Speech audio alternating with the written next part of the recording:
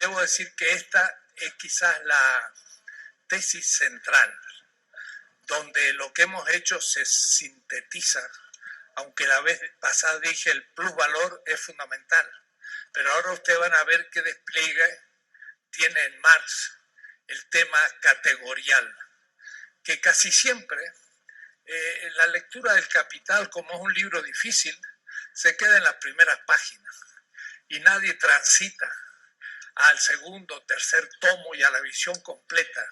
Yo voy a hacer una visión completa para que después ustedes puedan ir releyendo eso con los años, no con los meses. Es un libro que se puede leer muchas veces y es bueno hacerlo de vez en cuando, reunirse los sábados con un grupo de amigos y decir, vamos a leer un capítulo por semana, y después de 2 años le dan una vueltita entera al Capital. No tan rápido, porque tendrían que ser 50 o 60 sesiones de lectura. Y lo que yo he hecho justamente en mis tomos es ayudar a esa lectura. Voy explicando lo que Marx dice y ayuda a leer a Marx mismo. Hay que tomarse una lectura larga, de fondo, no intentando rápidamente entender todo, porque son libros de gran profundidad. Entonces, la tesis de hoy es, primero, qué es el capitalismo industrial y, por lo tanto, el plusvalor relativo. Esto supone la revolución tecnológica, la categoría de ganancia media, vamos a ver qué significa, y de ahí la ley de la acumulación, que es el final del tomo primero, en donde Marx se siente, yo diría, aquietado. Al haber llegado a la formulación de la ley de la acumulación, entonces Marx dice, cumplí con el objetivo de mi programa de investigación. El programa de investigación de Marx era por qué el productor y el creador del capital, que crea riqueza y permite que haya ricos, sea pobre. Y cuando llega ese tema al final del primer tomo, que era el comienzo de un enorme proyecto, sin embargo ya lo formula y en cierta manera responde a su pregunta, que es una pregunta ética y política, porque le da al obrero la luz de por qué es pobre, siendo el creador de la riqueza.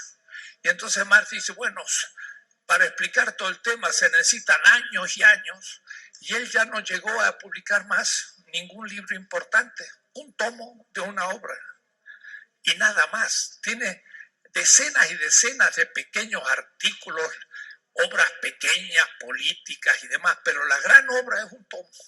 Y al llegar ahí, dijo, he cumplido. Vamos a ver por qué ha cumplido haciendo esto. Entonces, el primer punto, el origen del capitalismo industrial.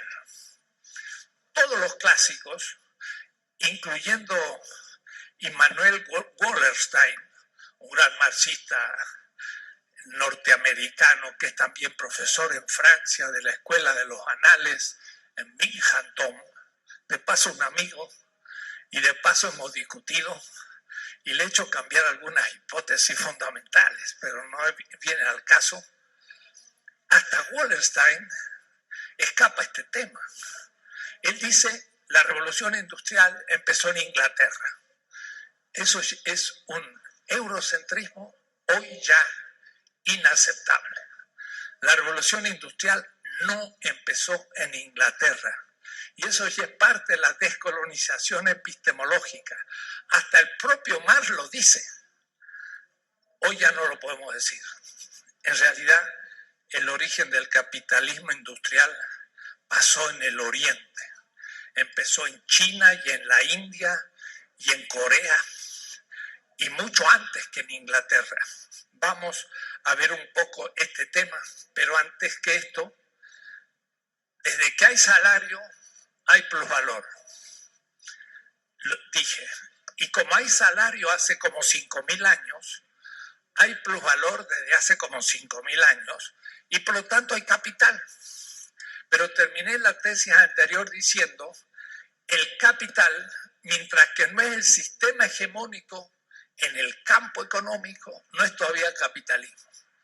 En Grecia, el sistema económico hegemónico era el esclavismo. En Roma era un esclavismo tributario, pero había salario. En Babilonia, hace 3.700, 4.000 años, había salario. Y por eso que hay textos semitas que dicen, el que no paga el justo salario derrama sangre. Y la sangre es vida, por lo tanto derrama vida y por lo tanto roba vida al prójimo. Y esos textos tienen 22 siglos. Y como les he dicho, es un texto que leyó Bartolomé en las Casas en la llamada Biblia, que es un texto semita, y comprendió la injusticia que se cometía en Cuba en 1514 con los indígenas, a los que se les no pagaba nada, tenían que obtener el oro que recogían en los ríos, y ese oro era pues fruto del trabajo que ni siquiera era asalariado. Sin embargo, ese oro enviado a Europa se integraba con el plusvalor naciente de los obreros europeos y se confundía como plusvalor, o es decir, el esclavismo, la mita, las haciendas, la encomienda latinoamericana se va a integrar en Europa con un excedente que ya era plusvalor en Europa, era lo no pagado a los obreros de las ciudades nacientes del feudalismo que iba pasando al capitalismo. Pero la historia del capitalismo industrial empieza con una revolución tecnológica. Y esta hoy sabemos que comienza en China mucho antes que en Europa e Inglaterra. Yo cito, y ustedes van a tener ya el libro la próxima semana, de John Hobson. John Hobson es bisnieto del John Hobson, que allá por 1880 escribió un libro sobre el imperialismo, del cual Lenin escribió el imperialismo, una última etapa del capitalismo, y entra en diálogo con John Hobson, pero sin negar su hipótesis, sino mostrando que el imperialismo es una nueva etapa dentro del capitalismo. Este es el bisabuelo del Hobson, que se escribe igual, y es hoy un profesor de 50 años en Sheffield, en Inglaterra, que ha escrito un gran libro sobre la presencia del Oriente en la Revolución Industrial. Es un libro histórico. Entonces muestra que en el Yangtze, que es el río Amarillo, hubo, mucho antes que en las Islas Británicas, millones de personas que recibían salario en lo que yo ya mostré, producción de la porcelana y la seda, donde recibían salario, donde había plusvalor, y donde no solo eso, sino que había también maquinarias. Voy a después indicar cómo fue esto. Sin embargo, la China va realmente del año 1000 al 1800 producir las mayorías de las mercancías del mercado mundial. Hasta el 1800. Hay cifras enormes, miren como las siguientes. En 1500, la China tenía el 28% de la producción de las mercancías del mercado mundial, tenía el 28%, e Inglaterra en el 1800 tenía el 2%. En el año 1800, ya producida la Revolución Inglesa industrial. En 1820, la China y el Japón tenían el 36% de las mercancías del mercado mundial. Y el Reino Unido, Inglaterra, y Estados Unidos, el 8%. Esto en 1820, en el momento de nuestra emancipación, 1821, Iturbide, la China tenía 4 veces más de participación todavía por sus ventas de sus mercancías. En 1950, la China y el Japón disminuían del 32% del mercado mundial al 7%. Y el Reino Unido y Estados Unidos subieron al 32%. En 1950 invirtieron justo lo que acontecía en 1820. Es muy reciente. Entonces la percepción que tenemos es que de la Edad Media salió Inglaterra y de ahí salió el capitalismo. De ninguna manera. En realidad la historia es completamente distinta. Pasa de Bizancio, que era el gran imperio, una ciudad de casi 1 millón de habitantes, al mundo árabe. Y el mundo árabe en la Edad Media europea es el florecimiento clásico de Marruecos, ya he explicado, hasta Filipinas. Y es ahí donde hay un capitalismo naciente, mercantil, gracias a grandes caravanas que unen la China con Bagdad y por Kabul la India, y de Bagdad a Bizancio y de ahí al Cairo, y de Bizancio y al Cairo el Mediterráneo, y por las ciudades italianas llegan a Francia o Alemania, que son los más pobres del mercado mundial en todos esos siglos. Pero no es solo una cuestión de mercado, es una cuestión de teoría. Miren qué tema. Es sabido que Malebranche, Leibniz, Voltaire, Quesnay, llamado el Confucio francés, Wolff, Hume, Adam Smith, meditaron sobre el pensamiento chino. Pero fue Quesnay el más conocedor de dicha tradición oriental, del cual Marx tenía gran respeto, porque Quesnay es el que propone la fórmula de la economía moderna. La economía política capitalista toma como tesis esencial teórica la filosofía china. Ustedes saben que se habla del laissez-faire, el dejar hacer. Dice Adam Smith, es tan complejo el mundo económico que los políticos no deben meter manos, porque eso tiene una lógica propia. Y dice Adam Smith, es como una mano de Dios que regula el mercado y del cual nosotros no comprendemos su lógica, así que mejor no metamos mano. Ya la mano de Dios es suficiente. De paso hace una teología. Claro que no es del Dios cristiano, es un Dios neoplatónico, como el destino de los griegos, que es otra cosa.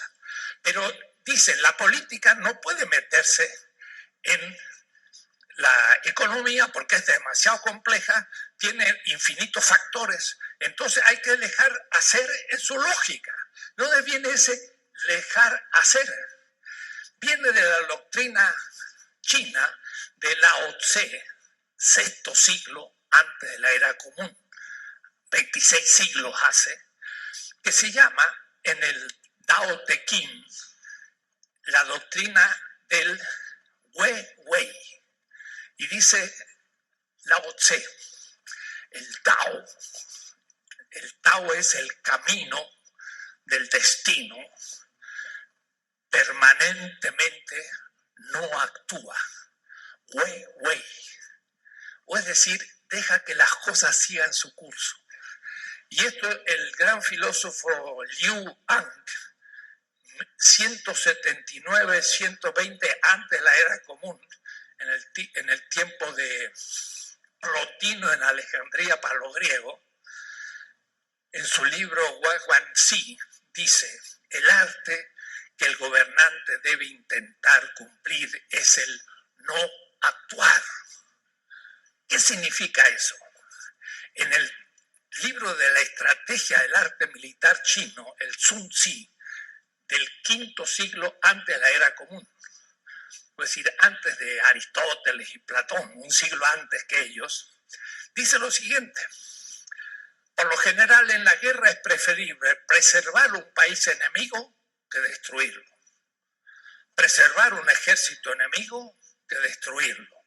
Por tanto, obtener 100 victorias en 100 combates no es lo mejor.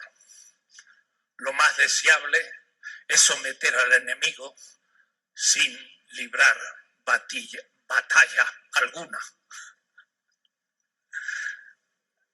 ganarle ante la guerra, por presiones económicas, por negociaciones y todo. O es decir, mejor es no hacer la guerra que hacerla, no actuar. Entonces el gran gobernante debe ver si las cosas van bien, no meter mano, dejar que las cosas continúen. Esta doctrina la toma el liberalismo y la hace doctrina económica, laissez-faire, no meter mano en la economía. Digo esto para que se entienda que aún la teoría del capitalismo hasta hoy, que dicen no metan mano en la economía, no la regulen, deja que siga su camino porque produce la armonía. Falso. Empíricamente se puede mostrar que el mercado no produce armonía, sino injusticia. Pero la ideología china sirve para fundar esto. A tal punto, entonces, el capitalismo toma de la China una ideología primero. Pero, ¿qué decir en el campo de la tecnología? Le voy a leer un texto. En la agricultura, el arado vertedero de hierro se llama el arado Rotterdam, que penetra más profundamente la tierra y revuelve mejor y con menor desgaste el surco. La ventadora giratoria que separa la cáscara y la pájara del grano. La sembradora descardadora de tradición equina que revolucionaron la producción agrícola, todas son inventos chinos de 3 y 4 siglos anteriores a la Revolución Inglesa. La misma máquina a vapor sería también imposible sin la experiencia de las minas de 2.500 metros de profundidad en la época de los Ming en China y de los Chang. Cuando éstas se inundaban, era necesario sacar el agua de tales profundidades con una bomba de fuelle hidráulico descubierta en el 31, después de la era común, en el primer siglo, o es decir, hace 20 siglos, descubrieron bombas para sacar el agua a 2.000 metros de profundidad de las minas. La máquina de Watt, que perfeccionó Wilkinson, que solo inventó el cigüeñal, que imitó a su vez la máquina de Wang Chen, dibujada y explicada en la Enciclopedia de Tecnología, Nanshu se llama, publicada en papel en 1313, un siglo y medio antes que Gutenberg y su imprenta, y el descubrimiento del papel en Europa que ni sabían. O es decir, ya existía la máquina a vapor en la China. La máquina a vapor trabajaba con cilindros que los chinos inventaron para sus cañones y armas de fuego, ya que descubrieron la pólvora en el siglo IX después de la era común, mucho antes que Nobel y su pólvora. Se dice, no descubras la pólvora, pues los europeos descubrieron la pólvora 8 siglos después de los chinos y se creen descubridores. Lograron producir acero en el siglo II de la era común, 1400 años antes que Martin y Siemens y las primeras fábricas de acero de Sheffield, donde el profesor Hobson es profesor. Y él dice, en esta ciudad se puso la primera fábrica de acero de Europa y la instalaron ingenieros chinos. Inglaterra. Como conclusión, la revolución industrial no empezó en Inglaterra ni en Europa, empezó en China, continuando los grandes inventos árabes, y entonces la historia de la tecnología es Bizancio, mundo árabe, chino, y luego recién la revolución industrial europea. Esto para descolonizarnos epistemológicamente, desde un punto de vista histórica y tecnológica. Los chinos entonces ahora vuelven. ¿De dónde? ¿De la barbarie? No, de un sueño de 2 siglos, ni siquiera un siglo y medio, donde perdieron por causas que se pueden explicar la batuta tecnológica de la historia y vuelven. Tienen una manera disciplinada, civilizatoria, que le es muy fácil no solo atrapar la civilización contemporánea, sino superarla, ir más allá, porque también estuvieron mucho antes que los europeos en este proceso. No estoy haciendo la apología de la China, estoy criticando el eurocentrismo. Y como eso en todo. Entonces, el plusvalor relativo ya no es el plusvalor absoluto. El plusvalor absoluto significa que yo le pago al obrero una cantidad, pero le hago trabajar más tiempo, y en ese tiempo de plus trabajo me crea valor de la nada del capital que yo acumulo como ganancia. La ganancia es lo que aparece fenomenológicamente del plusvalor, que es el fundamento, y esto ya lo hemos visto o ustedes lo volverán a leer lentamente. Ahora vamos a otro tipo de plusvalor. Cuidado, todavía es plusvalor absoluto, que yo no solo tengo plus tiempo, sino que ese plus tiempo lo aumento. Entonces le pago 5 y lo exploto 3 horas, pero si tengo 8. Pero si lo hago trabajar 10, tengo 5 horas más. Y si lo hago trabajar 12 horas, pues ya saco 7 horas de ganancia. Pero llega un punto en que el obrero se me muere. Entonces la vida del obrero es un límite absoluto. No le puedo seguir agregando horas de trabajo. ¿Y qué puedo hacer? Organizarlo mejor. Entonces los puedo poner en un lugar y hacer que, como están juntos, van cumpliendo funciones, y la organización es todavía una relación local y lógica del producto. Eso todavía es plusvalor absoluto. Y también le puedo sobreexplotar el trabajo, hacer que trabajen más rápido, pero todavía es plusvalor absoluto. Plusvalor relativo va a ser cuando empiece, cuidado, a disminuir la proporción del salario en el valor del producto. Por ejemplo, la gran industria sobre la que se va a montar la revolución industrial inglesa no va a ser como la porcelana china, que es un producto para la élite rica del mundo, de todas las civilizaciones, o la seda, carísima, que la puede usar uno cada 100 personas, pero eran los que tenían más dinero y pagaban muchísimo. Los ingleses van a por abajo, van a producir vestidos, pero no de seda, de algodón, que lo sacan en la India, no en Inglaterra, que no hay un gramo de algodón. Explotan la India como el producto con el cual se va a hacer la ropa del pueblo, ya no de la élite de seda. Entonces el mercado es mucho mayor, es toda la humanidad, porque toda la humanidad, que mal que bien fuera de algunos indios caribes y amazónicos y demás, que por su clima están pues contentos y desnudos, todos los demás nos ponemos ropa. Entonces es un bien prácticamente universal. Apuntaron a la industria textil, pero en el textil, piensen ustedes, los telares a mano de madera tenían que pasar unas complicadas artimañas que hacía que en la mano de obra se iba al 85% del valor del tejido, porque lo demás era algodón. Entonces, la proporción del salario, aunque fuera en nuestros obrajes de México, donde a la indígena se le hacía producir tejidos, y cómo se le pagaba con alimento, y después se le daba lana para hacer el tejido, lana, y nosotros decimos hoy, pues me pagó muy poca lana hoy lana es dinero, pero viene del obraje, que la lana un poco era el pago. Entonces la indígena comía y podía hacer el trabajo, pero le llevaba ese alimento el 70-80% del valor de la venta del producto. ¿Cómo hago yo para bajar en la proporción? En vez de pagar 80% al salario, ahora podría pagarle el 40%, y entonces reduzco la proporción del salario, que es tiempo necesario, y me aumenta el plusvalor, porque la proporción del salario disminuye en el valor objetivado en el producto.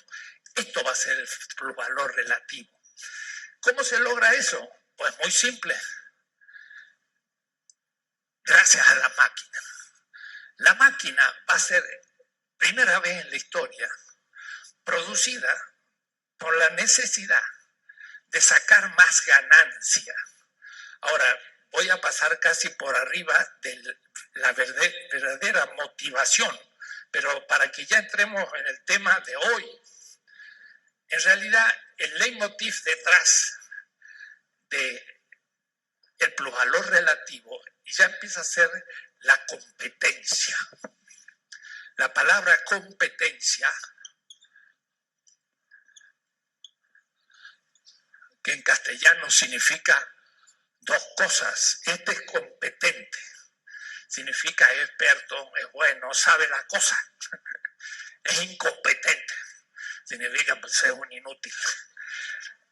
Pero también significa que puede competir y que en la competencia puede ganar. Entonces, dos palabras. En algunas lenguas hablan de concurrencia, y en otras hablan de competencia, competition y concurrence, dicen los franceses. Entonces, hay distintas palabras, pero ¿qué significa la competencia? Ahora lo voy a decir muy rápido, después vamos a dejar una tesis completa. Debo decir que el marxismo no desarrolló la teoría de la competencia, se la tragó. ¿Por qué? Porque Marx tenía un primer tratado sobre el capital, del cual tenía 3 partes y 4. Publicó una 12ª parte del Tratado del Capital. Uno de esos tratados, pero después del Capital, era el Tratado de la Competencia. Tendría que hacer un libro de 500 páginas como el Capital, pero nunca lo escribió. Entonces, el tema de la competencia en el marxismo tradicional fue maltratado, y en la utopía de la Unión Soviética se sacó la competencia en la sociedad alternativa futura. La sociedad utópica, mejor, socialista, no va a dar importancia al mercado y va a eliminar la competencia, porque la competencia es el origen del mal. Aún algunos querían eliminar el dinero, lo cual es imposible, porque hay que tener. Pero es imposible también eliminar el mercado y la competencia. Lo que pasa es que hay una competencia capitalista y podría haber una competencia distinta, y esa es la que hay que descubrir. Pero se eliminó el tema. Al eliminarse el tema, una cantidad de cuestiones no pudieron ser tratadas en el marxismo tradicional, entre ellas la teoría de la dependencia. Y por eso Agustín Cueva va a decir: la teoría de la dependencia no cumple con la ley del valor y es una teoría burguesa. Y lo dijo un gran marxista. Y no se daba cuenta de lo que estaba diciendo porque está en el fondo de este curso. Yo voy a decir, la teoría de dependencia es estrictamente marxista. Se equivocaron muchos marxistas y nos explica la pobreza de México, no solo del obrero como clase, y no solo una rama de la producción, sino de un país. Vamos a ver el tema. Entonces, la competencia lo que hace es lo siguiente: si un producto tiene 4 de valor, otro producto tiene 6 de valor y otro producto tiene 8 de valor. Cuidado, 8 de valor significa, pongamos así utópicamente, 8 horas de trabajo para producir la mesa. 6 de valor, 6 horas para producir la mesa. 4 horas para producir la mesa. ¿Cuál es la que se hace más rápido? Se hace más rápido la que se hace en 4 horas. ¿Por qué se hace más rápido? Porque tiene mejor tecnología. Y entonces, la competencia, ya lo veremos, no crea valor, distribuye valor e igualiza en el precio. Entramos en unos temas. ¿Cuál será el precio que va a tener 3 productos iguales con igual valor de uso? Es una hipótesis abstracta, pero que uno usa 4 horas, el otro 6 y el otro 8. Hace que el valor se va a transformar en precio. No es lo mismo el valor que el precio. El precio es el valor, lo dije, medido en dinero y en el mercado. Quiere decir que este tiene precio 4, este tiene 6 y este tiene 8 como precio. Pero en la media, ahora tenemos otra categoría, el precio medio.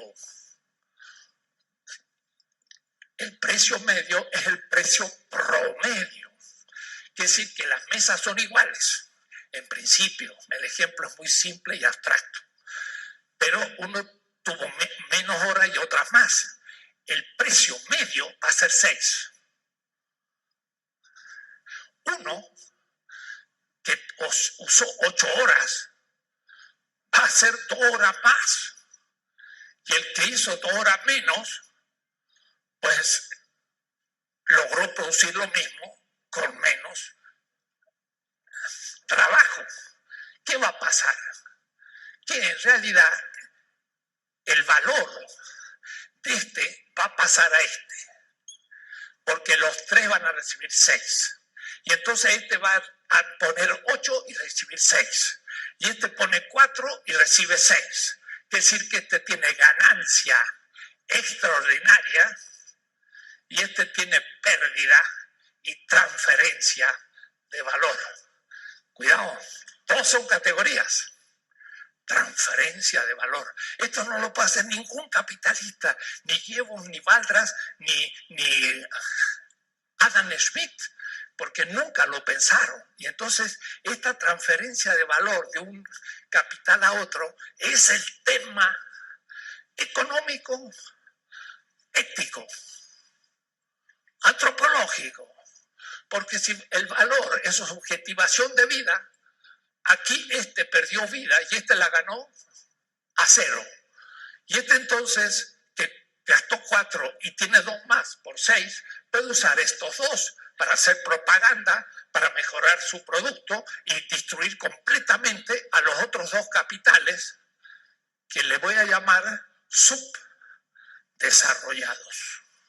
Y esa palabra no es burguesa, como pensaban los marxistas a veces, es absolutamente marxista. La palabra desarrollo en alemán es Entwicklung. Y Entwicklung es un concepto absolutamente marxista y además hegeliano. Hegel dice, el concepto se desarrolla para llegar a la idea. Bueno, no se lo explico porque es otro curso, pero lo usa Hegel. Y Marx dice, el capital se desarrolla. Y hay capital menos desarrollado y más desarrollado. ¿Gracias a qué? Al componente tecnológico que tenga el capital. Cuando tiene mejor tecnología, produce el mismo valor de uso con menos tiempo. Ahora estamos hablando con precisiones. Siéntense bien, no pongan la cabeza sobre el asiento porque el asiento se va transformando en cama y la cama se va transformando en sueño. Entonces no se me pongan a descansar, sino estén bien atentos, sin tanto apoyo. Estamos en el comienzo de la argumentación. Sin esta categoría no se entiende nada. Y por eso que la economía capitalista no entiende nada, aunque tenga ecuaciones matemáticas y use el internet con aparatos gigantescos.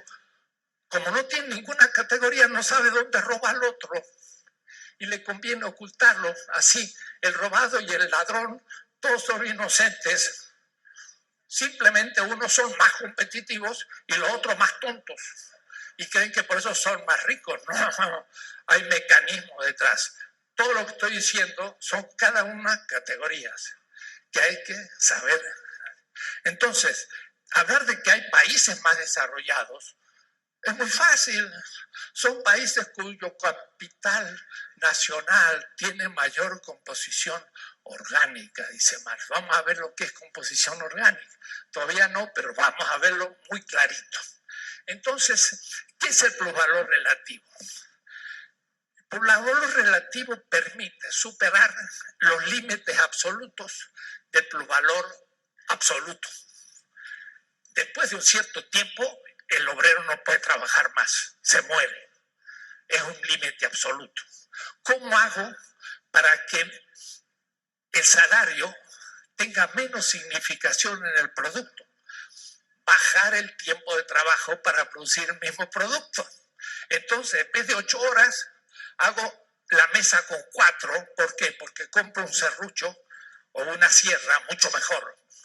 Y al poder cortar la madera el doble de rápido, pues produzco en el mismo tiempo 2 mesas en vez de una. Y las 2 mesas van a tener el mismo valor que una sola, porque ha sido hecha en la mitad del tiempo.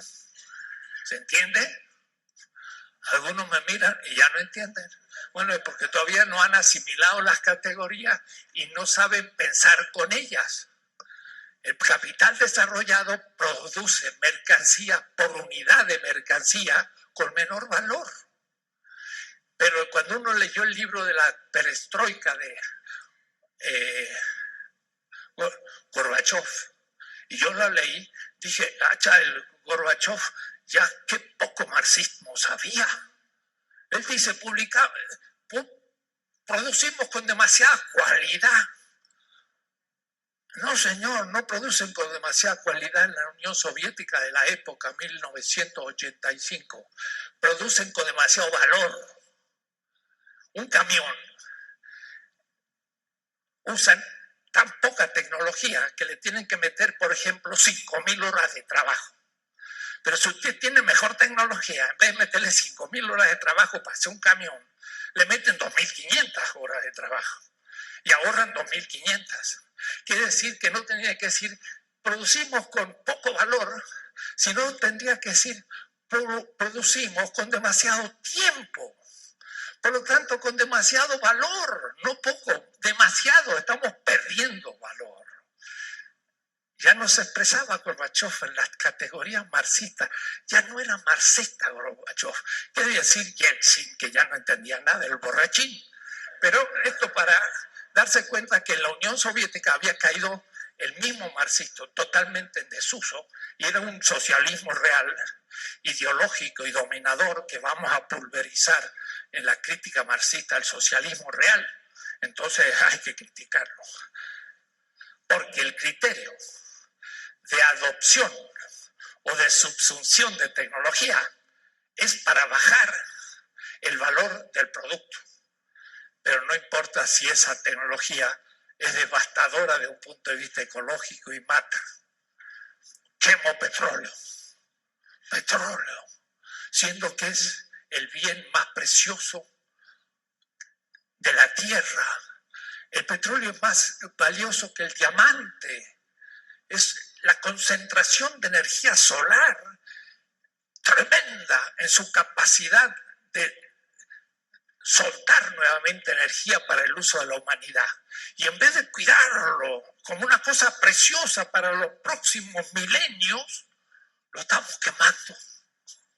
Es como si quemáramos diamante, donde cada gramo vale miles y miles de pesos. Lo quemamos porque nos da mucha energía, pero lo que estamos perdiendo es gigantesco, porque ha necesitado 4 y 5 mil millones de años para acumular energía solar y tenerla a nuestra disposición. Y en vez de irla utilizando lentamente, racionalmente, la estamos quemando.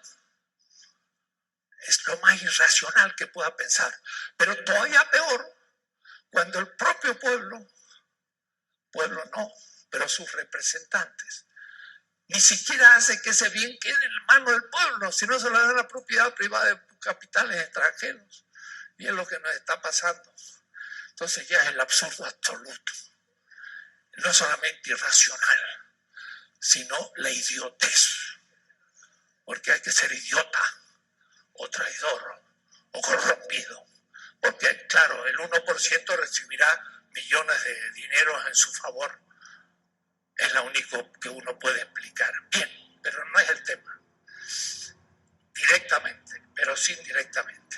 Entonces, El plusvalor relativo va ahora a permitir sacar mucho más plusvalor al disminuir la proporción del salario. El salario es el que va a contabilizarse. Si es 70% y la lana, el 30% del 100% de un producto textil, si yo logro ahora bajar del 70 al 40% porque le pongo una máquina y gasto la misma que antes 30, pues ahora tengo un 30% más de plusvalor que antes, que se va a transformar en ganancia. A medida que bajo yo el salario, aumenta el plusvalor. Y el plusvalor es, en el fondo, lo que aparece en el mercado como ganancia. El plusvalor y ganancia no es lo mismo. El plusvalor es el fundamento de la ganancia que aparece, pero para eso hay que tener una ciencia que sepa lo que es lo que se oculta y lo que aparece. Para el capitalismo, vamos a ver, solamente vale la ganancia, no hay plusvalor y lo que aparece es lo real. Y oculta todo lo demás. Vamos a explicar en qué consiste eso. La revolución industrial no fue el antecedente del capitalismo, sino la inversa. Fue la competencia del capitalismo la que lanzó la revolución industrial. En el siglo XVIII, 770, 750, Inglaterra empieza a hacer grandes descubrimientos tecnológicos que sabemos hoy son imitación chino, indostánico y algunos propios. Un cigüeñal en la máquina a vapor, todo lo demás era imitación. Hay que saber bien qué es lo que inventaron. Pero miren cómo era. Los productores hacían concursos y decían, a ver, ¿quién inventa una máquina para en vez de estar ahí rotando el algodón y haciendo un hilo, si puede haber una maquinita que me haga el hilo y con un pedal yo lo pueda producir? Vamos a dar 5.000 libras esterlinas, con lo cual podía comprar 4 casas, el que invente la máquina. Estos se inspiraron en máquinas existentes en otras partes, pero de todas maneras fue la industria la que pagó y lanzó la industria. La revolución industrial no fue la aplicación de la ciencia a la tecnología y de la tecnología al proceso productivo como cree Mario Bunge en su método científico. Una abstracción. Es al revés. Es la economía la que, necesitando bajar la proporción del salario, necesita máquinas y entonces paga y incentiva a la invención. Y el que inventa recibe un dinero y esa máquina es absorbida. Y el que absorbe la máquina produce la mesa en 4. Y el que sigue con las sierras tradicionales vende la mesa más cara. O es decir, no la vende.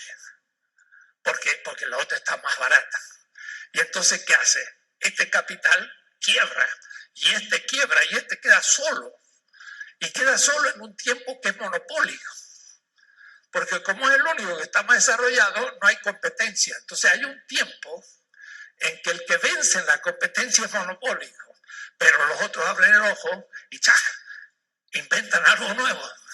Y entonces hacen la mesa en 3. Y entonces le venden una mesa más barata. Y entonces hacen... Y entonces la competencia es el leitmotiv, es el acicate de la invención tecnológica. La revolución industrial es un fruto de la economía y no la economía un fruto de la tecnología, que creen a veces los ingenieros que es así. No, ellos son fruto de la economía que necesita ir desarrollando la tecnología como un medio para poder producir mercancías con menor valor, dada la ley de la competencia.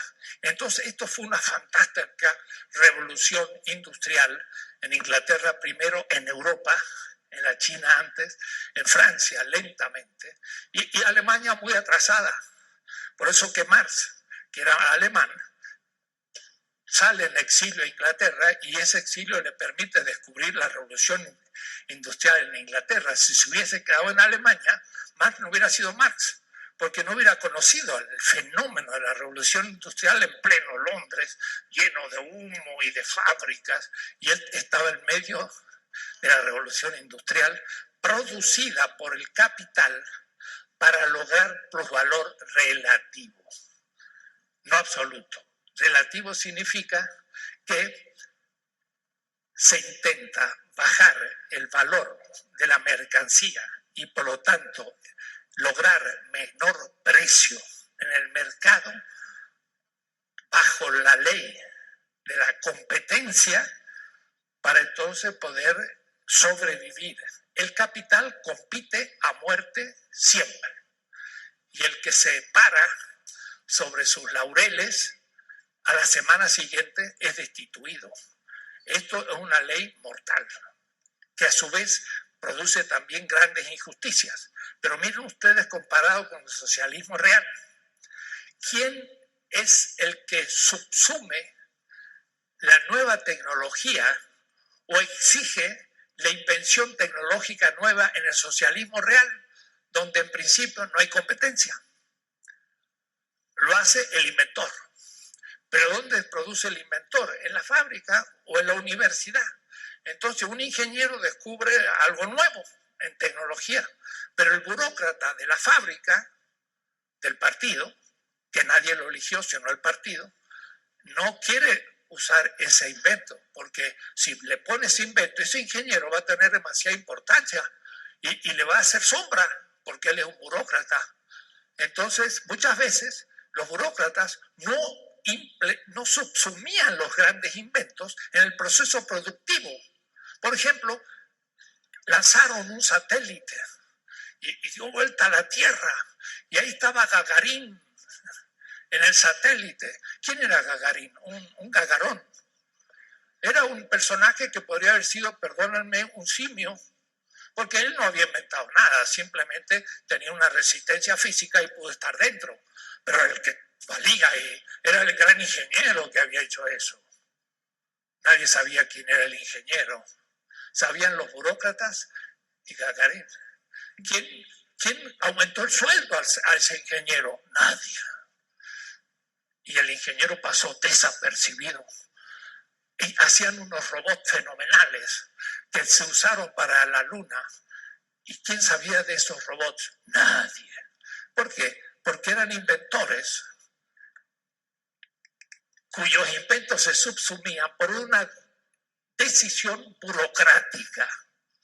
Y como los burócratas no son buenos tecnólogos, la Unión Soviética quedó hasta atrás al nivel de la tecnología. En cambio, en el capitalismo no se podía quedar atrás, porque ahí no era cuestión de burocracia, era cuestión de que si el ingeniero inventaba algo y ponía su fábrica, esa fábrica podía funcionar y el ingeniero se hacía millonario porque competía con los demás y lo destruía porque lograba un producto con menor valor.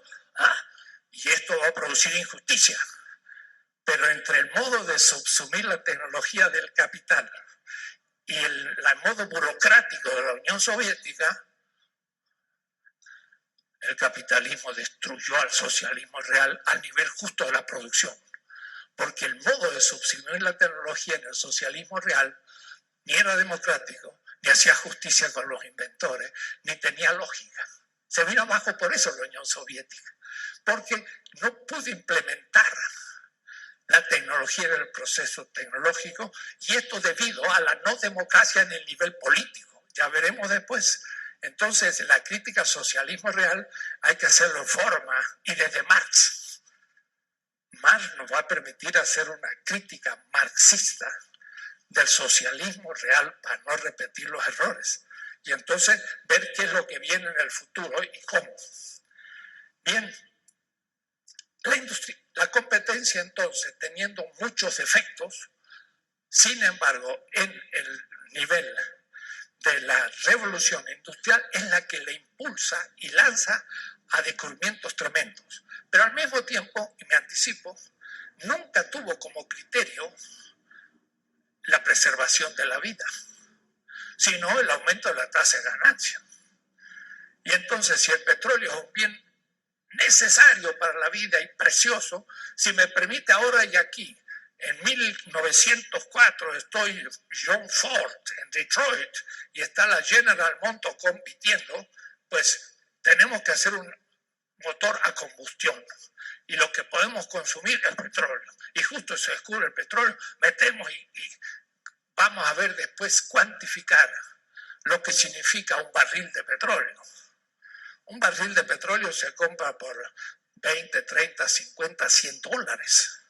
Pero el valor energético de un barril de petróleo, vamos a verlos más adelante, es más de 7,000 dólares.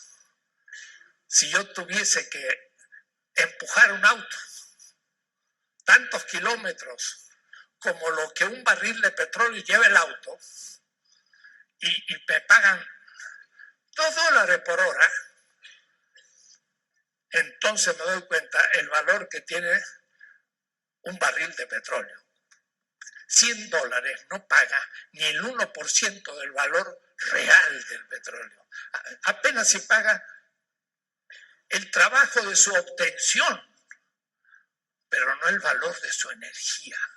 Entonces ya vamos a estudiar esas cosas, porque el capital no solo va a explotar al ser humano, sino también se va a aprovechar de una manera privada de un bien común, que aún como común la humanidad no tendría derecho a destruirlo porque se suicida, pero al menos si se suicida usándolo todos, bueno, diríamos todos nos enriquecimos poco tiempo y después morimos, pero en este caso son muy pocos los que se aprovechan y la mayoría se va a morir pronto y además pobre. En fin, vamos a estudiar estas cosas lentamente. Pasemos al tema siguiente. Esto va a suponer que el trabajo de pronto ahora se va a organizar de otra manera que antes. Antes un artesano tenía que hacer una mesa y conocía las vetas de la madera, conocía cómo se la cortaba, ideaba la mesa según qué estilo tradicional y hacía el objeto. Además era una buena mesa si era un gran artesano, era una mala mesa si era un mal artesano, y eso se apreciaba humanamente, etc.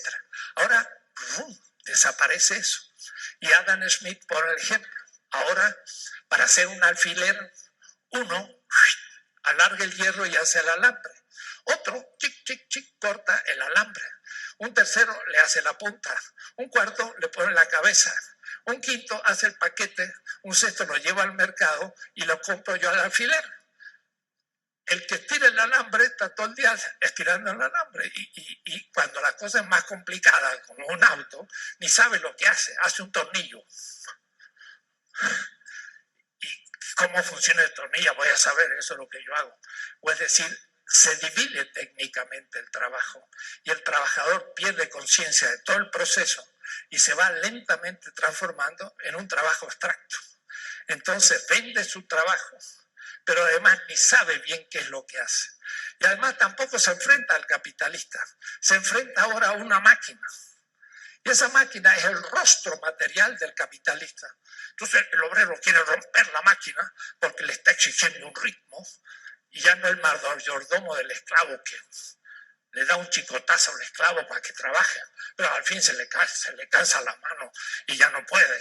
Y entra un poco en convivencia y por ahí se duerme el mayordomo y el esclavo dice, qué bueno, y trabaja menos. La máquina no duerme, la máquina marca el ritmo y el hombre entonces se transforma en un subsistema de la máquina. Entonces el trabajo se vuelve inhumano en su abstracción, en su sinsentido, y en la venta del trabajo se hace más alienante. Entonces la división del proceso industrial del trabajo va a llevar también a una inhumanidad en el ejercicio mismo de esto. Hay distintas necesidades. Ahora se van a producir distintas mercancías, pero para producir las distintas mercancías van a ir surgiendo distintas máquinas y el obrero se va a transformar en un subsistema de la máquina, no como antes el sujeto que usaba herramientas para producir un bien. Ahora se invierte todo esto y se vuelve en un proceso completamente abstracto y deshumanizante. Entonces también hay un problema ahí ético de un trabajo que se va haciendo abstracto, porque simplemente lo que interesa, de paso, no es ni siquiera el producto con valor de uso, sino en el fondo lo que interesa es que el valor de uso atraiga a un comprador posible, porque lo que interesa es su venta. Entonces, no su uso, sino su venta. Claro, tiene que ser útil, porque si es inútil, ¿quién lo va a comprar? Pero la finalidad del trabajo no es producir un bien útil, sino un bien vendible. Y entonces ahí empiezan a surgir una cantidad de nuevos subterfugios que va alejando cada vez más una economía realmente humana a una economía distorsionada. Porque mire, si usted le agregan a eso la moda, y entonces Baudrillard habla de que no hay solo valor de uso y valor de cambio y valor, sino él le llama valor de signo. Valor de signo significa que yo compro algo no por la utilidad inmediata, aunque tiene que tener alguna, sino por el valor de la diferencia que me da el llevar ese objeto. Ayer estaba yo en una cena y una muchacha joven, mi nieta, estaba con un zapato de una amiga que le había prestado, con un taco gigantesco, ¿no? Que parece un zanco, ¿no? Y la pobre estaba queriendo aprender a caminar sobre el zanco, ¿no? ¿Cómo es posible pensar un objeto tan imposible y ponérselo? Claro, porque el que se lo pone en primer lugar dice, soy la primera. Y el varón también lo mismo, la moda. La moda hace que ya no importa el valor de uso, más, hasta me sacrifico a que sea un bien inútil o distorsionante de mi pierna y de mi columna vertebral y de todo. Pero todo ese sacrificio lo llevo para que se vea la diferencia. Es lo que Baudrillard llama valor de signo. Soy el primero que lo usa, uy, todos me observan, entonces tengo más atracción y puedo hacer de esto, pues, beneficios a otros niveles. La moda, pero miren lo que hace la moda. Propone un bien para mostrar la diferencia, pero mañana me lo cambian. Y en vez de ser así de alto, ¡brum!, le quitan todos los tacos y casi es un zapato que se entierra en la tierra de chiquito. Pero ya el otro ya pasó de moda y lo tengo perfecto, lustradito, casi no lo usé y lo tengo que tirar porque no se usa. La moda logra destruir el valor de uso porque pierde su valor de signo. Destruye el valor de uso sin usarlo y lo hace inútil. Entonces yo siempre pongo ejemplo mis zapatos. Lo compré en Chicago en un curso que yo tuve en 1989 en Chicago. No pueden creerlo. Este zapato lo uso del 89 y todos los días y no se rompe. Digo, esa fábrica se tiene que haber fundido.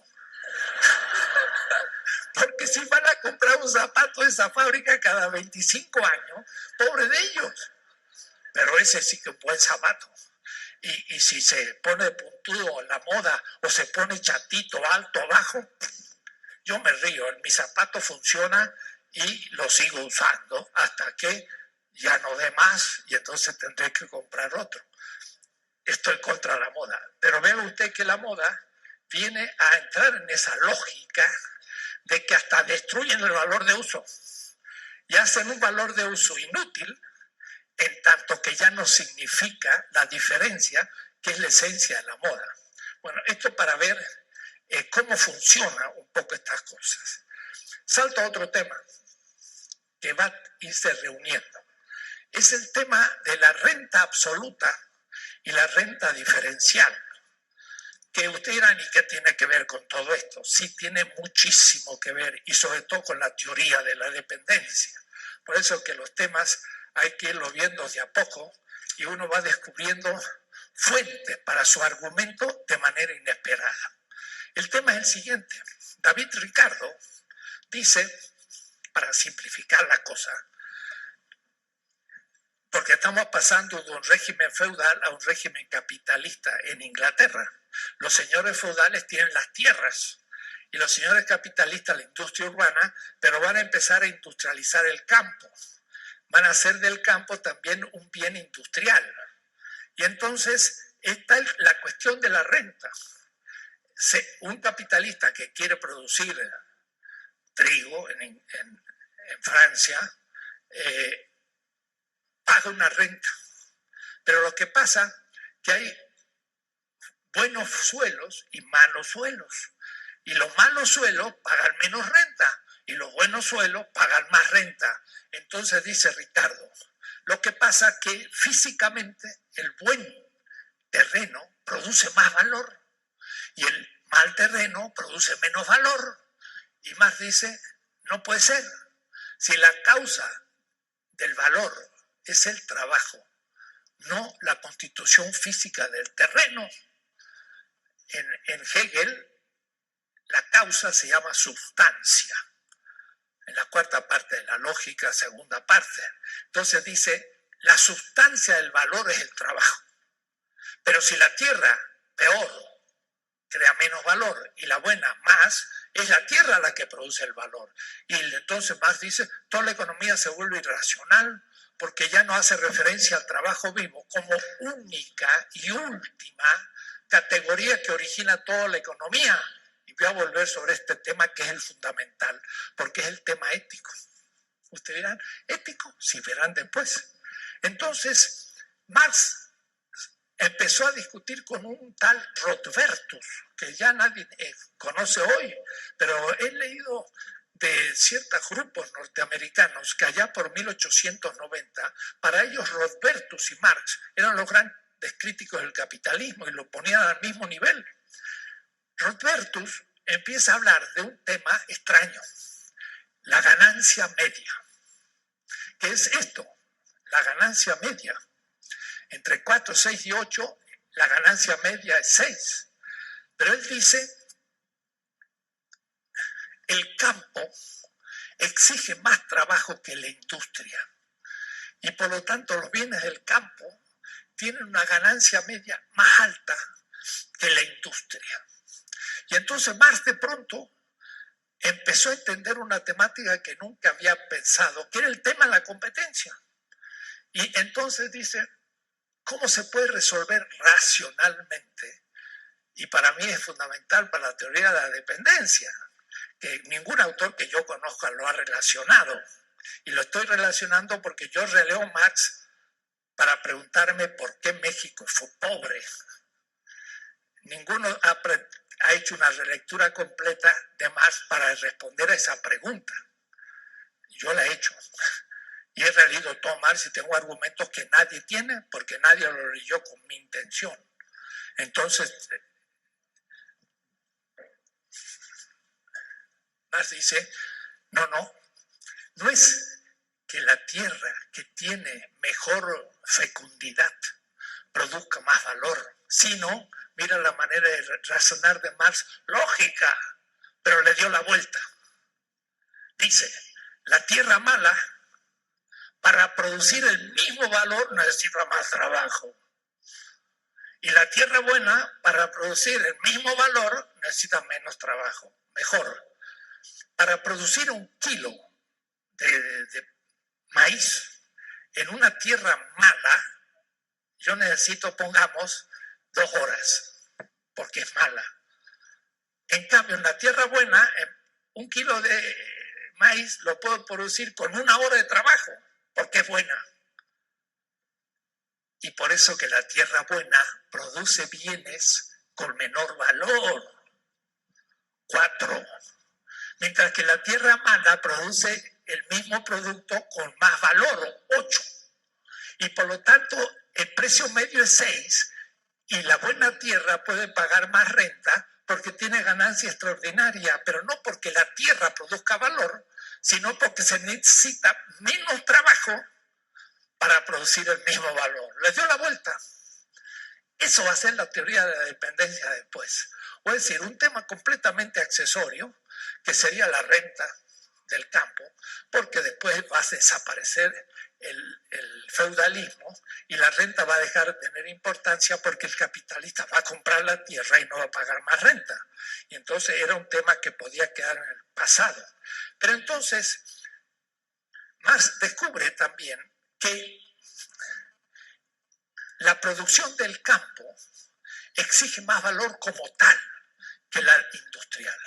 Y entonces descubre también esto de la ganancia media, lo que le va a llevar a una nueva categoría que él nunca había pensado antes, que le va a llamar precio de producción. Y este precio de producción va a poder explicar la transferencia de valor de un capital a otro, de una rama a otra, y lo que me interesa a mí, de un país a otro. Y entonces vamos a tener la posibilidad de entender que en un país con igual trabajo se produce más o menos valor y hay transferencia de valor de un país a otro. Y todas estas cosas, el marxismo tradicional no estudió con la necesidad que era exigida. Entonces ahora ¿me puedes borrar? Vamos a ver el punto central de esta clase, que es las categorías que ya vamos construyendo y las que vamos a seguir construyendo, que cuando yo dije, de lo que se trata, dice Marx, es de una crítica a todo el sistema de las categorías de la economía política burguesa. ¿Cuál es esa cadena categorial? Entonces la voy a enunciar rápido y la vamos a ver. Esto va a ser el esquema 6.01 en la página 97 del librito que la próxima semana vamos a tener, así que apunten. Todo empieza, es una cadena a 10 niveles y cada uno de estos son categorías que hay que ir entendiendo y explicando, pero no como algo a priori, sino como un trabajo lento que Marx fue haciendo para explicarse el capitalismo e inventó este orden. Y yo lo que quiero es mostrarles su importancia actual, su sentido ético-político y su racionalidad. Y luego la economía a partir de Jevons. Jevons es un gran economista inglés. Marx publica el primer tomo del Capital en 1867 y Jevons publica la Theory of Political Economy en 1871, 4 añitos después de Marx. Y le voy a mostrar los textos de Jevons. Invierte Marx. Y esa inversión es hasta hoy. Toda la economía política burguesa descubrió dónde hay que cambiar las cosas para no seguir el método de Marx. Y nosotros lo que tenemos que hacer es invertir la inversión para darnos cuenta de lo que pasa ocultamente. Estas cosas no están claras, se habla y habla, pero la gente no tiene mucha claridad. Todo empieza con el trabajo vivo. 1. Marx parta del ser humano. La economía burguesa, desde Adam Smith, pero sobre todo, Adam Smith está antes del bien y el mal, si ustedes quieren. Dice cosas contradictorias, pero todavía no es un ideólogo. En cambio, Jevons ya es un ideólogo. Ya conoce Marx indirectamente y ya lo ataca. Y crea una argumentación post-marxista que va a ser la que el capitalismo sostiene hasta hoy. Entonces hay que tener mucho cuidado en esa cosa. Marx parte del ser humano, pero el ser humano, como empecé, vivo, necesitado y trabajador, el que produce. Entonces el trabajo vivo se objetiva como dinero. El dinero es trabajo objetivado. Y ya lo hemos visto, objetivado. Con ese dinero yo voy a comprar el medio de producción y el trabajo del obrero. Pero en realidad no voy a comprar el trabajo, voy a comprar la fuerza de trabajo y voy a utilizar el trabajo vivo. Ahí está el engaño fundamental. Pero entonces, ya en economía propiamente dicho, la compra del trabajo va a llamarle capital variable. ¿Por qué? Porque para Marx compra 5, pero va a sacar 10, porque varía ese capital. Ese capital va a pagar en el tiempo necesario la fuerza de trabajo, pero va a obtener el plusvalor en el plus tiempo de trabajo. Quiere decir que va a ser un capital que va a variar. En cambio, el capital fijo en la máquina, en la madera, capital constante, porque ese capital no va a crecer. El capital constante va a poder ser circulante y fijo, lo explicaré después. Este nivel es el nivel de la circulación ante factum, antes de empezar. Entonces es lo que dice Marx: en el medio del mercado el capitalista encuentra una mercancía muy especial que es la fuente creadora de valor, un obrero, y lo contrata.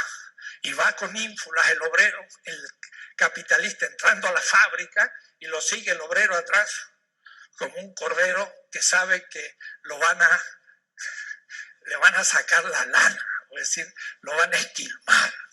Entonces pasa el muro de la circulación a la producción, y paradójicamente Marx lo teatraliza como la entrada al infierno.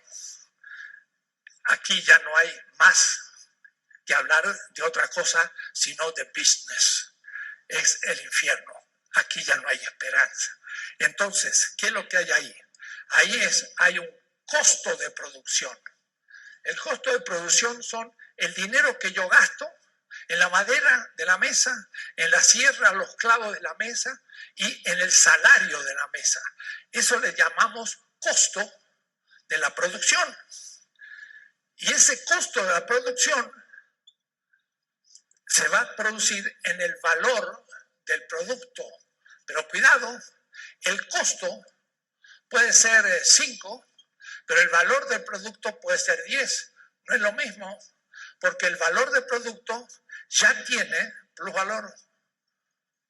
Y entonces no es lo mismo el valor del producto, aún en la fábrica, que el costo de producción, que es el dinero que yo invertí. Ahí está el secreto. La economía capitalista cree que el salario es capital humano, 5, y 5 de la... no tendría que ser, si es 5 el costo de producción, es 2.50 del salario y 2.50 de la madera y la sierra, por lo tanto el valor del producto es 5. Más dice, no, está el plusvalor que no lo ven como valor porque no lo han pagado, pero ha producido. ¿Por qué hay el plusvalor? Lo he dicho rápido, habría que argumentarlo más largamente, pero por ahora lo dejo así. La producción está allí. El producto va a ser puesto en el mercado. Volvemos ahora a la circulación. Y entonces es el valor de mercado de la mesa.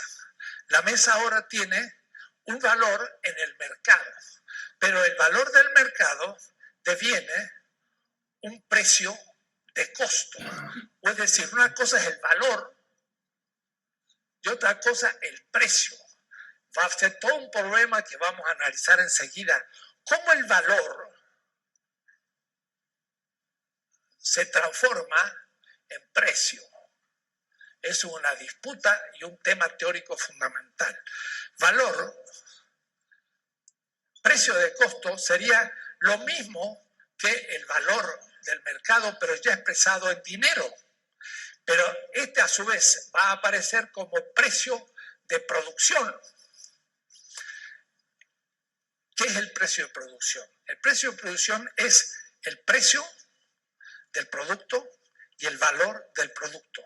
Pero Marx dice el precio de producción de un capital, pero sobre todo de una rama y de un país, va a ser el precio o el costo de producción o el precio de costo, el costo de producción más la ganancia media. La ganancia media de un ramo o de muchos capitales. ¿Cuál es la ganancia media si se produjo un producto por 4, por 6 o por 8? Yo no hablé todavía de qué parte era la ganancia. Yo podría decir, este produce 2 de plusvalor, este produce 3 de plusvalor, este produce 4 de plusvalor porque explota más el trabajo. Pero después de las 4 de plusvalor, 2 va a transferir al otro. Quiere decir que de los 4 de plusvalor le va a quedar 2. Y esto va a ser su ganancia. Va a decir, un producto en el mercado puede transferir valor y todavía tener ganancia. Si yo tengo 4 de plusvalor y transfiero 2 de ganancia, todavía tengo 2. Ya vamos a ver que eso es fundamental para la teoría de la dependencia, porque si yo pierdo 2 de plusvalor, voy a sobreexplotar el trabajo para ver si recupero. Y entonces la sobreexplotación va a ser para Mauro Marini la esencia de la teoría de la dependencia. Y le voy a decir a Mauro Marini, un gran economista, no, la sobreexplotación es una consecuencia de la transferencia de plusvalor. Vamos a ir despacito. El precio de producción, el precio de producción va a ser el tema porque un país, también como un capital, puede producir la misma mercancía con menos valor y sin embargo la ganancia media mundial es la misma porque es mundial. Entonces algunos pueden estar debajo de la ganancia media y tienen ganancia extraordinaria, o por sobre la ganancia media y pierden valor. Después vamos a ir despacito viendo estos temas, pero esto es lo que le va a permitir a Marx empezar a descubrir cómo un capital puede absorber valor de otro o perder y sacar ganancia y sin embargo ser explotado por otro capital. Entonces, el fondo de este asunto es que se decía, Marx lo que descubrió es la relación capital-trabajo y la lucha de la burguesía contra el proletariado es la esencia. Ya voy a leer un texto que Marx dice. Así como hay explotación de capital sobre el trabajo, hay también explotación del capital sobre el capital. ¡Wow! El marxismo tradicional no dio importancia a este tema. Y ese es el tema que me interesa, porque México es un capital 2 que puede ser explotado por el capital norteamericano. Y eso, decía Agustín Cueva, es un problema burgués, porque entonces los burgueses mexicanos están siendo explotados por los burgueses norteamericanos y es un problema burgués.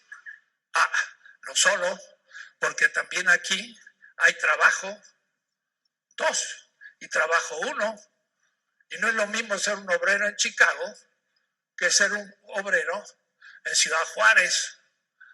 Y el de Ciudad Juárez tiene un salario de 150 y el otro de 1000. ¿Por qué la diferencia? Porque también la clase obrera se beneficia de la explotación de un capital sobre otro. Pero me adelanto. Pero esto es la novedad del asunto que yo quiero presentar.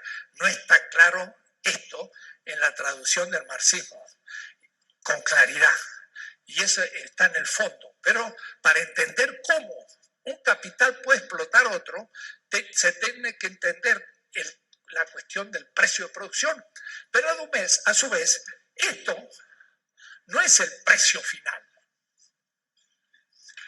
El precio final está determinado por la oferta y la demanda.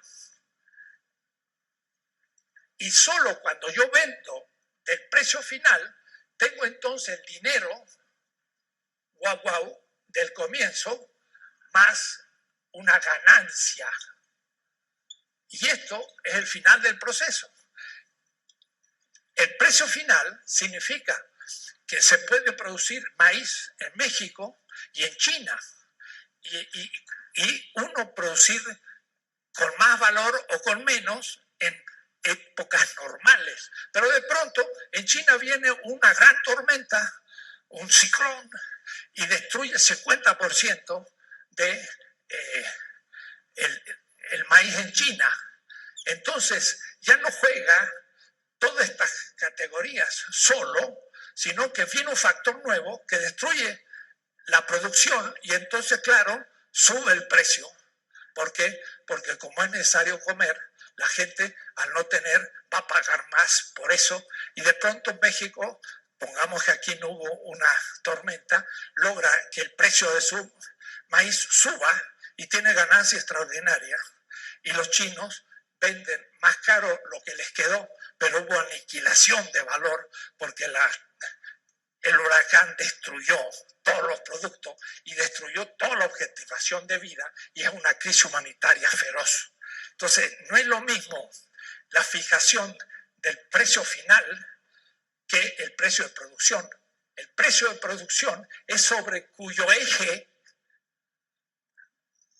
gira el precio final, que se debe también a circunstancias de la fortuna, pero no el precio de producción. El precio de producción se determina de una manera racional, construyendo esas categorías hasta llegar a él. Entonces, en el manuscrito del 61-63, 1861-63, Marx llega por primera vez en la vida a este precio de producción.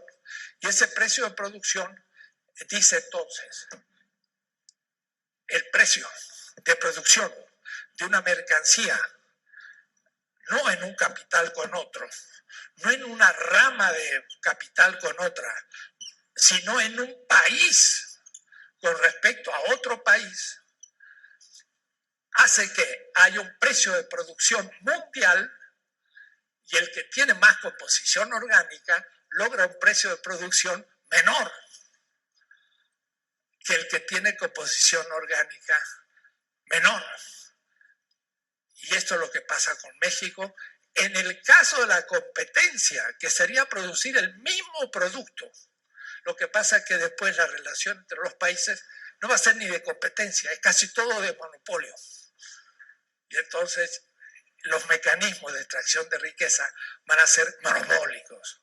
Ya lo explicaré en su momento. Y a nuestro ojo, lo que está pasando con realmente la entrega del petróleo a el capital privado es un nuevo tipo de decisión monopólica por la que vamos a transferir cuantiosos cantidad de valor a Estados Unidos y los países desarrollados por una malversación de un gobierno cuyos economistas pues tienen la economía liberal monetarista que ya vamos a ver enseguida de dónde surge.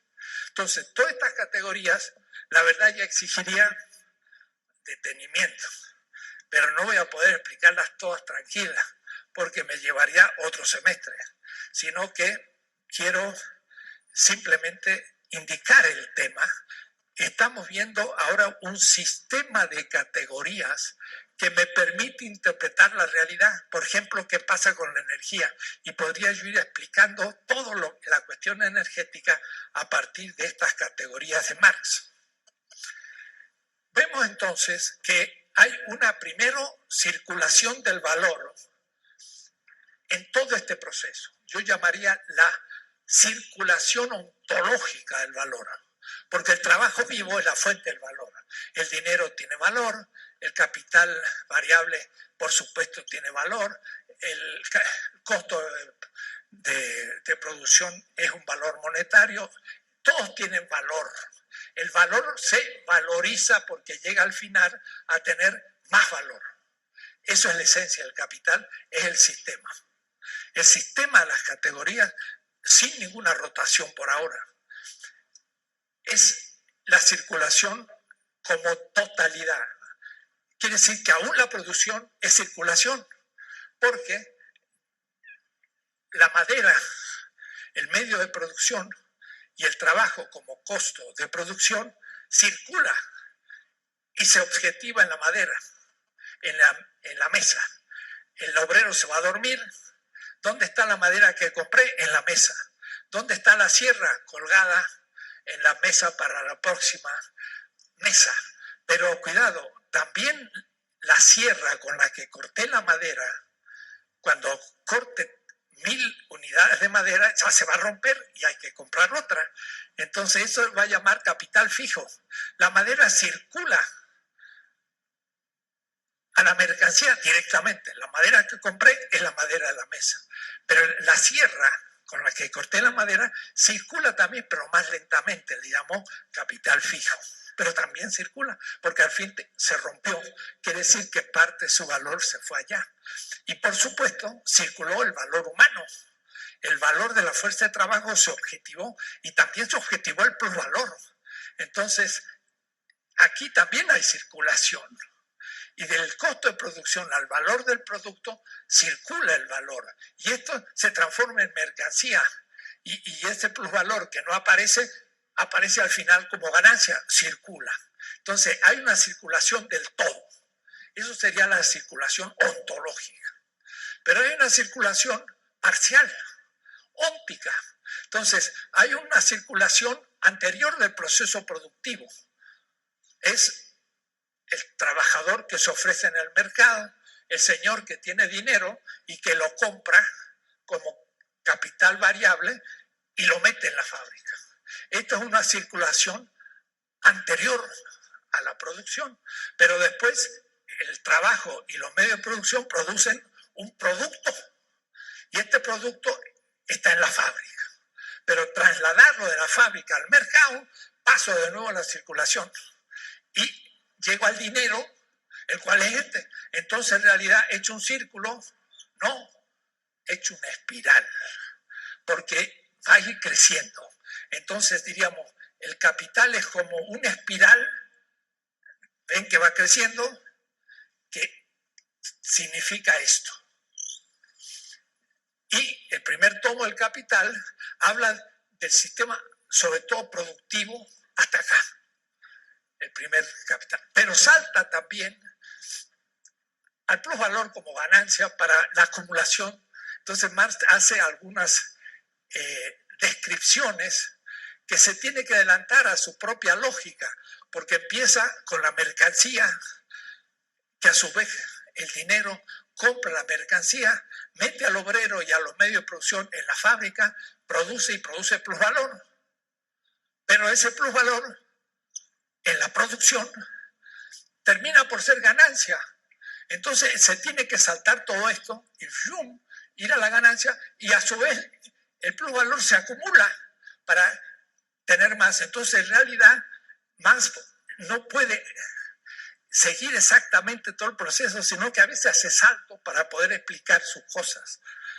Pero eso ya lo veremos después, niveles de profundidad de las categorías, saltos necesarios, porque, por ejemplo, el salario es un problema de pago, es circulante, entonces tiene que aplicar qué es el salario para explicar qué es el tiempo necesario y el plus tiempo. Pero ese es un problema de la circulación y no de la producción. La categoría de plusvalor supone el salario, pero el salario supone la circulación. Entonces, hay problemas porque tiene que ir explicando esto de manera lógica, pero tiene que dar inevitablemente saltos. El momento esencial del tomo primero del Capital, entonces, es en el tema del plusvalor. es su gran descubrimiento, donde el obrero produce más valor que el que recibe, y eso es unbezahlte Arbeit, es trabajo no pagado. Y lo que no se paga es robo, y el robo es injusticia, y eso es un juicio ético. Marx critica la moral burguesa porque justamente hace invisible esa injusticia. Pero entonces los marxistas creyeron que el pensamiento de Marx era científico y no tiene nada que ver con la ética. No, era una ciencia ética, porque la ciencia le permite hacer un juicio. Ese sistema es injusto. Y el obrero no sabe que es explotado. Y al no saberlo, no puede luchar contra él. Entonces, la finalidad de esta teoría es teórica, no en último término, es práctica y política, porque el obrero debe captar dónde es explotado. Y cuando lo descubre, puede entonces ahora comprometerse políticamente, toma conciencia. Entonces, es una teoría en función de la práctica, pero es una teoría fuerte, en conocimiento pleno de lo mejor y de enorme cantidad de libros de la economía de la época. Su biblioteca personal, que es casi toda de donaciones de amigos, porque no tenía un 5 el pobre Marx, eran más de 6.000 volúmenes. Pero eso era parte, porque él se iba todos los días a la biblioteca británica, donde escribió 120 cuadernos, que hay como 12.000 libros trabajados. Entonces era un trabajador teórico impresionante que conocía la economía política de su época y la critica. Le pone unas espadazos al toro que no se lo puede quitar nunca más. Hasta que haya capital, la crítica de Marx es válida. Fue hecha justo en el momento de su plenitud y originaria, y todos los desarrollos posteriores van a permitir desarrollar sus categorías a distintos niveles. Entonces, yo lo que él hizo lo voy a aplicar desde el mercado mundial a la teoría de la dependencia, que él lo hizo, porque no llegó a ese desarrollo. Pero lo voy a hacer estrictamente con su propia metodología. Aquí se entiende un tema fundamental, que es la subsunción formal y la subsunción material, lo que se llama el modo de producción capitalista. Error fundamental de Louis Althusser. Todos mis trabajos comenzaron contra Althusser, que allá pues, en los 80 era muy famoso en México y todos los profesores marxistas eran althuserianos, y Marta Harney, que es su alumna preferida. Cuando yo leí Los Grundrisse, yo dije, Althusser es un impostor. No había terminado de leer El Capital y se animó a escribir un libro para leer El Capital que él no había leído. Y lo dice en su autobiografía. Y yo lo escribí antes que su autobiografía, porque en el 89 yo dije, Althusser no habla del plusvalor, y tampoco Marta Harneck. Y si no habla del plusvalor, no es marxista. Tan fuerte es la cosa. Planteó temas desde Popper, la epistemología, el socialismo real y todo, muy interesante, pero no trabajó con Marx mismo. Bueno, pero no estoy yo para criticar ahora, sino para explicar a Marx.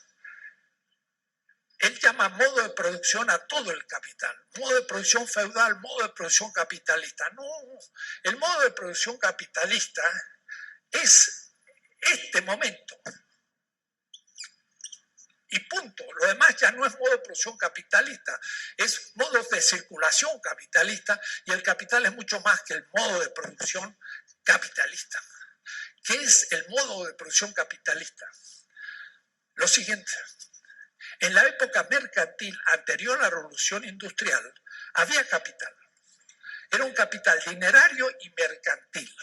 No era industrial, pero era capital. ¿Por qué? Porque producía plusvalor, pero lo producía con los métodos técnicos tradicionales, artesanales. Que decir que un indígena en un obraje en Michoacán en el siglo XVIII, al producir un tejido que le daban lana y comida, producía plusvalor, pero su método era tradicional, casi el telar azteca un poco modificado por el español.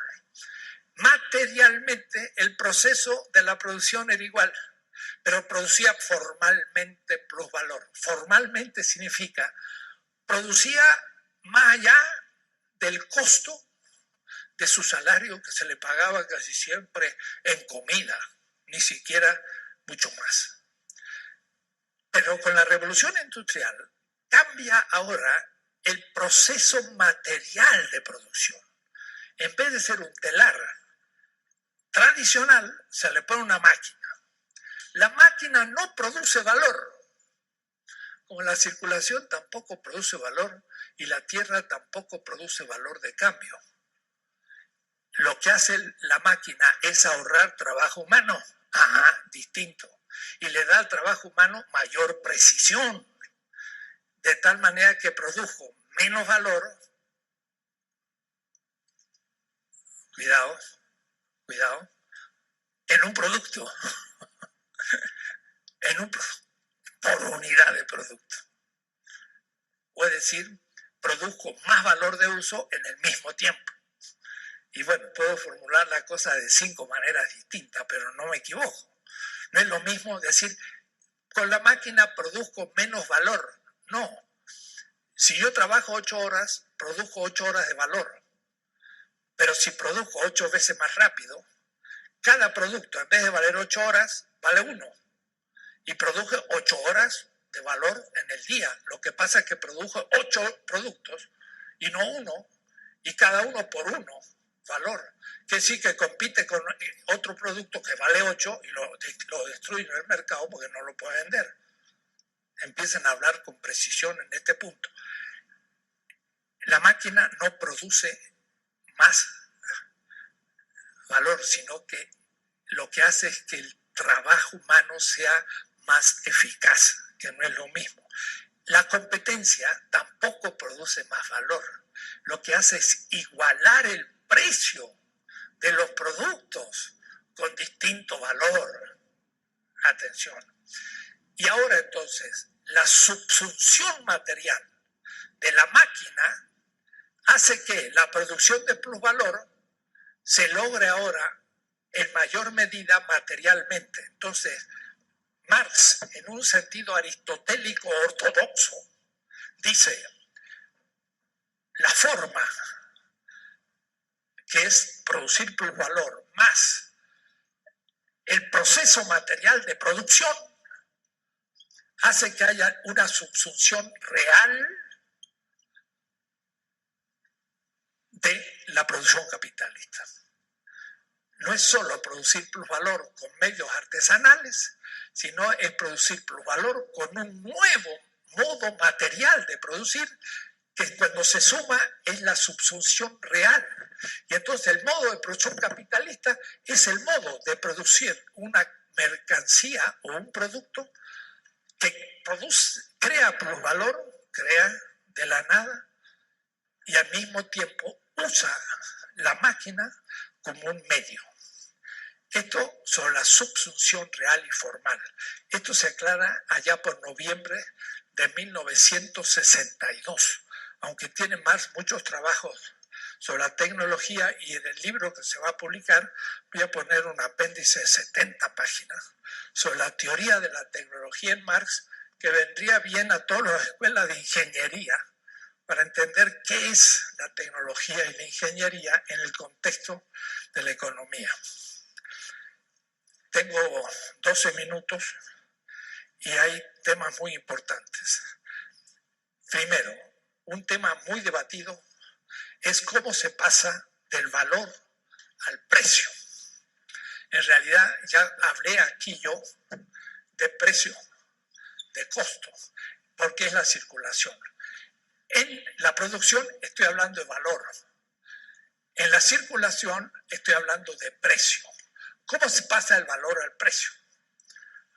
Este es un tema muy debatido y yo le pongo mucha bibliografía porque ahí hay una cantidad de autores que plantean el tema: Straffa, Stickman, Chaik, Baxter, Arno Peters, y ustedes van a ver en el libro.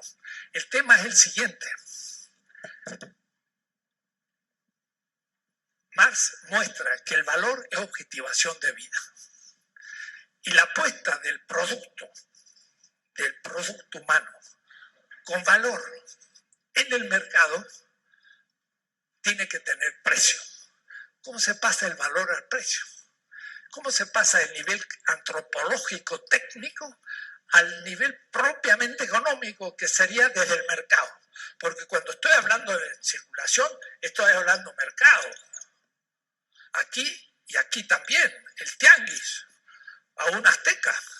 Entonces, ¿cómo se pasa? Debo decir, esto para mí es un postulado. Postulado.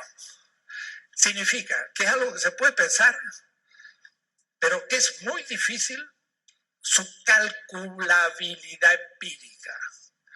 Y todos entonces van a que cómo se calcula en precio el valor.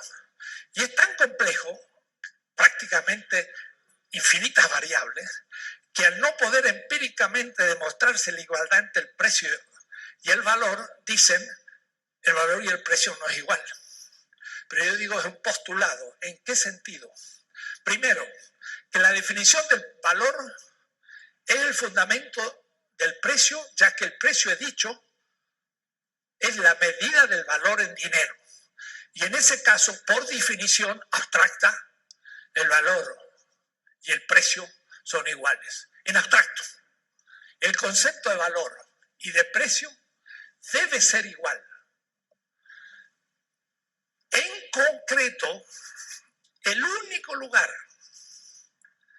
y el único caso en que el valor sería igual al precio sería en el valor mundial de todas las mercancías y de todos los precios, lo cual prácticamente es empíricamente imposible de calcular. Es infinito.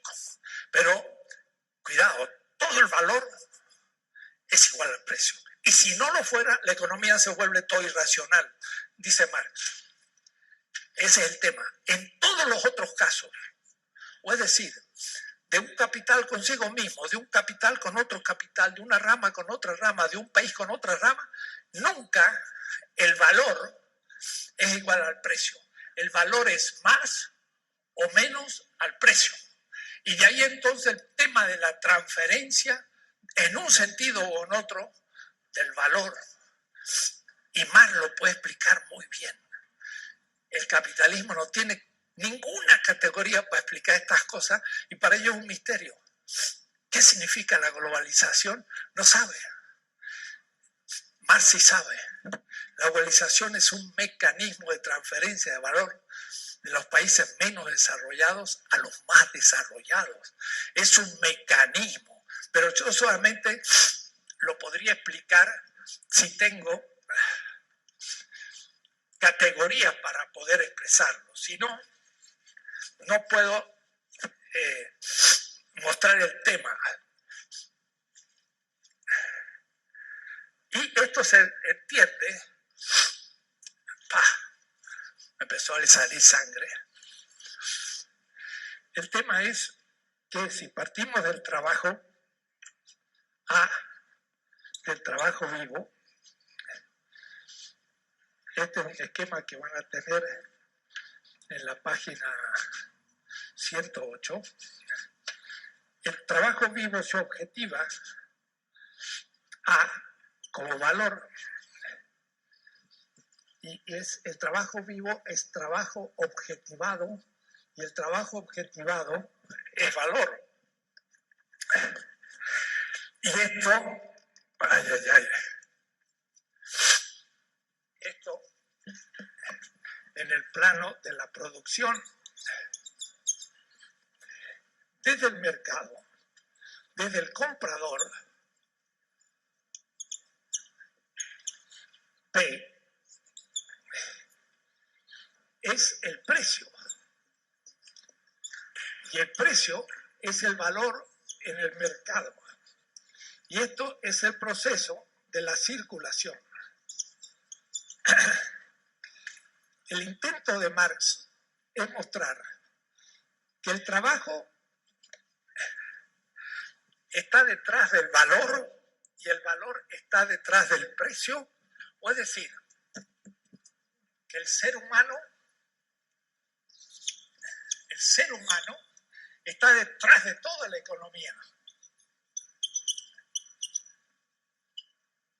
Si yo separo el valor del trabajo y digo, la mercancía tiene valor, fetichizo el valor porque lo dejo de relacionar con el trabajo.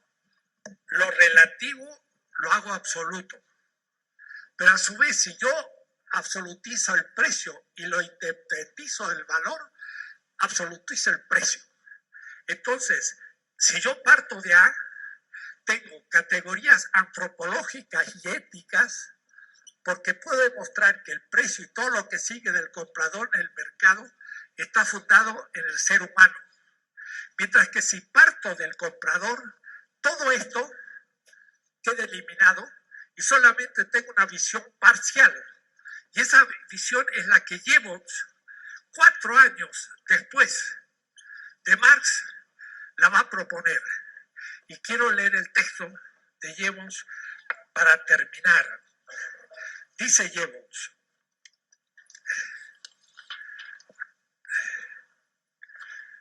diría Jevons, porque no lo encuentro. Qué lástima.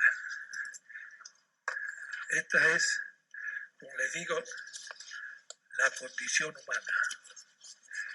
El profesor también tiene limitaciones.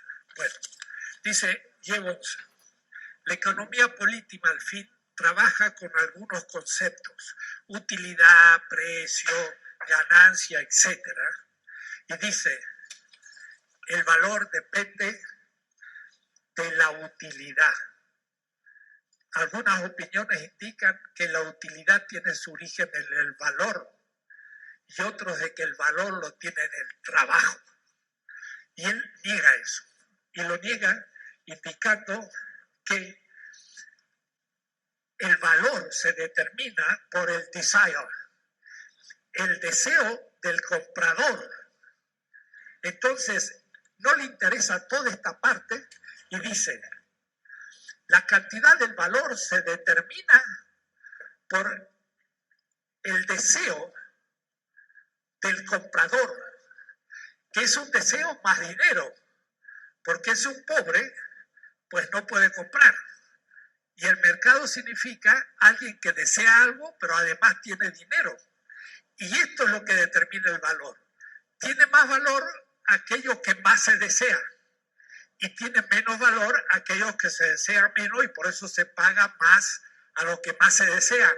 Parece muy bien, pero no vemos para nada que el valor es objetivación de vida humana y entonces el mercado se transforma en el punto de partida de toda la economía y se hace puramente formalista. Volveré en la próxima clase para mostrar esta inversión. Es decir, en vez de partir del ser humano y su necesidad, se parte del mercado y del precio. Y en el caso de Hayek o de Friedman, se elimina aún el concepto de valor como un concepto metafísico, se habla solo de precios y se hace una economía desde el mercado y del comprador, desde los precios. Y el ser humano productor desaparece. Y desaparecen también las necesidades humanas y quedan las necesidades propias de la reproducción del capital. Es un fetichismo absoluto. ¿Por qué? Porque B se funda en A un término, 2 términos, es una relación de fundamentación, 3, y las direcciones del trabajo hacia el producto, 4. Al romper esta relación, este término se absolutiza. Y Marx dice, la fetichización es absolutizar un término. El precio lo determina el mercado, no el ser humano. Entonces, al liquidar A, absolutiza B y todas las categorías se vuelven fetichistas de la economía política burguesa. Vamos a verlo más despacio después. Terminamos por hoy.